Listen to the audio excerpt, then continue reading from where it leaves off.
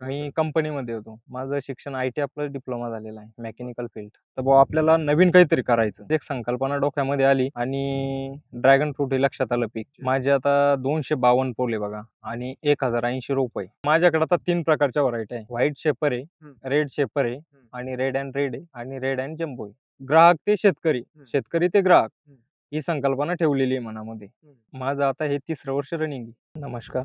आपला परिचय सांगा. निवृत्ती अर्जुन पुरी, हं, राहणार डोंगरगाव कवाड, हं, तालुका फुलंब्री, हं, जिल्हा छत्रपती संभाजीनगर. पारंपरिक शेती करत होतो. हं, त्यावेळेस त्याच्यामध्ये मुनाफा वगैरे कमी होता खूप. हं, आणि दुसरी गोष्ट म्हटलं तर तेच करून जमीन पण नापीक व्हायला लागली होती. हं, तर मग असं एक मनात विचार आणला, हं, तर बुवा आपल्याला नवीन काहीतरी करायचं. हं, तर मग अशीच एक संकल्पना डोक्यामध्ये आली हं. आणि ड्रॅगन फ्रूट हे लक्षात आलं पीक. शेती इथं मला 4 एकर आहे. अच्छा. माझे आता 252 पोल आहे बघा आणि 1080 रोप आहे. हं, आणि त्यातल्या त्यात मित्र होता माझा, हं, त्यांच्याकडे हे प्लांटेशन होतं हं, ड्रॅगनचं. हं, तर मग त्यांच्याकडून माहिती घेतल्याच्या नंतर बुवा त्यांनी सांगितलं बुवा मुनाफा वगैरे चांगला आहे, रेट पण चांगले आहे हं, आणि हालाकी डबल हे याच्यामध्ये कमाई आहे. हं, हं. ती कशी?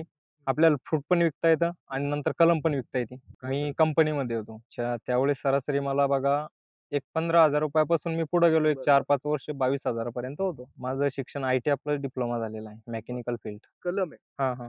ही तुम्ही नेमकी कुठून आणली किंवा काय त्याचं प्रोसेस होतं? मी सुरुवातीला ही मालेगावहून पर्चेस केलेली कलम आहे. बरं. त्यावेळेस मला सरासरी एक पन्हारी ₹56 ला भेटली होती बघा. इथं जागेवरती येऊन पडली होती मला. बरं. कलमची सरासरी बघा हं.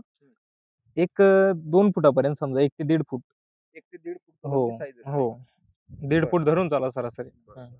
आणि कुठल्या व्हरायटीला आपण लागवड केलेलं आहे? माझ्याकडे आता 3 प्रकारच्या व्हरायटी आहे. हं, व्हाईट शेपर आहे, हं, रेड शेपर आहे हं, आणि रेड अँड रेड आहे हं, आणि रेड अँड जम्बो आहे. कारण की आता 3-4 व्हरायट्या म्हणजे कसं, कारण की आपण थेट ग्राहक ते शेतकरी, हं, शेतकरी ते ग्राहक हं, ही संकल्पना ठेवलेली आहे मनामध्ये. हं, आता त्याच्यामध्ये समजा आता 10 कस्टमरला माझ्या हं, व्हाईट शेपर लागत असेल, कोणाला रेड व्हाईट लागत असेल, नाहीतर मग कोणाला red and red, red and jumbo हं, ह्या पद्धतीने निवड केलेली आहे झाडांची. आता त्याच्यामध्ये गोष्ट कशी झाली, हं, माझ्याकडे क्षेत्र कमी असल्यामुळं हं, आणि नवीनपणा असल्यामुळे हं, सुरुवातीला कारण की आपल्या भागात कुठं नाही बुवा आपला प्लॉट सक्सेस होतो का नाही होत, हं, याची गॅरंटी पुरेपूर नव्हती. हं, हं, एक हिंमत दाखवून सनी आणि खर्च पण जास्त असल्यामुळं, हं, त्याच्यामुळं तो विचार एक डोक्यात घेतला. हं, त्याच्यामुळं आपण प्लांटेशन पण आपल्याला थोडं-थोडंच करावं लागेल सगळ्या जातींचं. हं, आता समजा व्हाईट शेपर जर की सक्सेस झालं, तर आपण बुवा पुढच्या वर्षी हे काढून सनी रोपं बनवून सनी हं, घरच्या घरीच व्हाईट शेपरची पूर्णपणे लागवड करू शकतो किंवा रेड अँड रेड पण सक्सेस झालं. काही पण म्हणजे असं या तिन्ही-चारी व्हरायटीमधून एक पण जर की सक्सेस झाली, हं. तर आपण ते करू शकतो आणि दुर्दैव असं पूर्णच पूर्ण माझ्या पूर्ण 4ही व्हरायट्या सक्सेस झाल्या माझ्याकडं. बरं. त्याच्यामुळं मला काही म्हणजे अशी हे वाटलं नाही. हं, हं. आता किती वर्ष झाले आपल्या फळबागेला माझं आता हे 3रं वर्ष रनिंग आहे. चालू? हो, 3रं वर्ष बरं. चालू आहे.